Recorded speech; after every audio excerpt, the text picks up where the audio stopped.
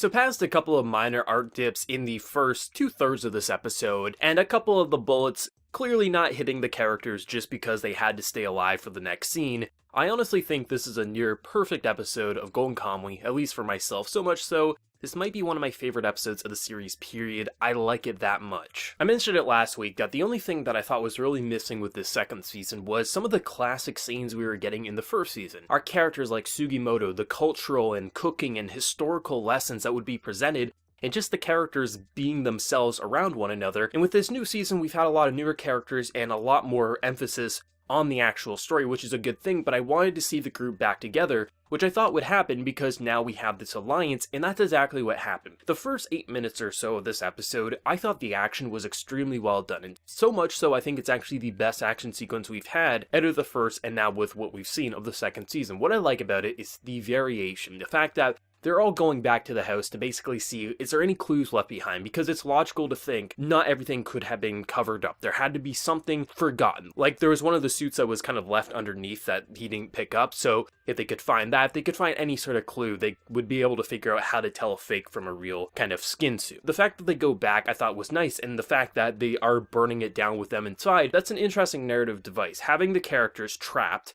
in a burning building, outnumbered, how are they going to overcome it? Of course, you know they're going to overcome it because they can't die at that situation, but it still leaves an element of danger to them. And how they were kind of spicing up the combat, how there was some more one-on-one situations, how there was more gunplay, how there was so many situations where it actually did feel like there was some sort of sense of danger. Maybe they won't die, but maybe they will get wounded. And I like the variation of having them trapped in a burning building while basically they are so outnumbered. You do know in the back of your mind they're going to get out of the situation, but it was so different from a lot of the combat we've seen. We have had gunfights, but this was one of the larger scale gunfights we've seen, and I just love the variation to it. So when they do finally get out of that building and everything is seemingly done, I thought that was such a great way to start off the episode because it was so exciting, it was thrilling, it just really had your heart racing. And I just love seeing how these characters and their alliance kind of came together. Of course, at any moment, Sugimoto, Hijikata, one of these characters could stab the other in the back, and it's because they have the same goal right now. They're going to do what they're going to do, but essentially when one of them is no longer useful, of course, they're going to stab the other in the back. There's just no point of them fighting one another when they have the same enemy, the same end goal. It makes sense for them to work together. And just seeing those classic scenes with the hunting and the cooking and the cultural lessons, with now new characters added into the mix, that is what was missing in the first couple of episodes. And to have that finally back, Golden Kamuy feels complete once again. I adore the absurdity of this series.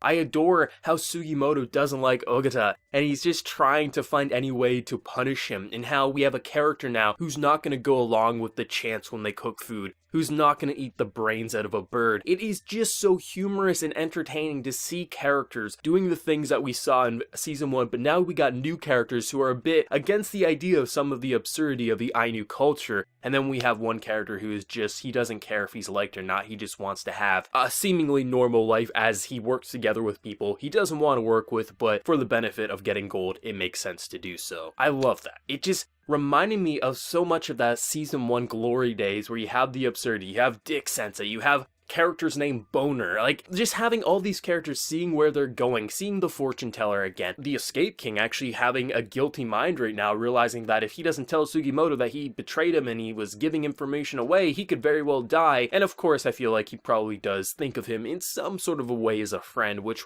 was nice to see that they're not just completely ignoring the fact that there was someone on the inside passing information along, and how Sugimoto will ultimately react to that, which I quite like. This episode, it hit literally everything I like about the series. The good action. There was actually some strategy and some more hyper-intense situations in that first third of the episode. The cooking, the cultural, just the one-on-one banter between these characters and how new characters are meshing into the group, while also setting up the future with the actual hunting of the gold, finding the tattoos. Everything that it needs to do is somehow managed in a 1-episode time frame, which I don't think is easy to do, especially with how well balanced everything truly felt. The action, the silliness, and the actual plot relevancy. Like, that's everything I want out of this series, and I can't wait to see how these characters are going to kind of interact with one another. Like, we got a glimpse of it with Ogata and how he just wasn't playing along with the cooking and the chanting and the more silly, absurd nature to this group, but I'm interested how he'll play along when it comes to the more serious situations, like with the actual combat. With Sugimoto, will he truly have his back? Will he pretend to have his back? And how much can we really trust these characters in this group? Because this alliance